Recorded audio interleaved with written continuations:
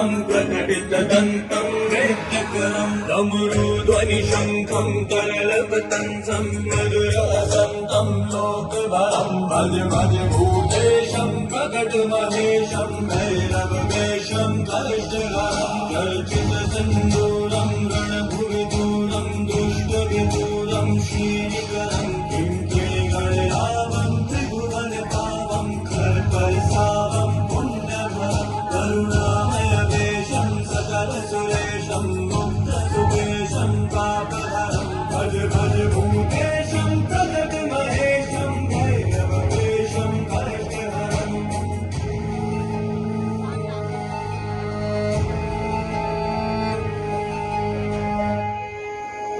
परिमलसन्धानं मदनविहारं गणपतिहारं शेखकरं पुरुषं शमयन्तं परिवृतसन्तं नर्तदिगन्तं शोधकरं प्रतिनिन्दितकेशं नर्तनदेशं स्वच्छकशं सन्निन्दकरं भज भज भूतेशं प्रकटमहेशं भैरववेशं कष्टहरं कठिनस्तनकुम्भं सुकृतं सुलभं काले बिम्बं खड्गधरं वृतभूतपिशाचं स्फुटमृदुवाचं स्निग्धसुगाचं भक्तभरं तनुभा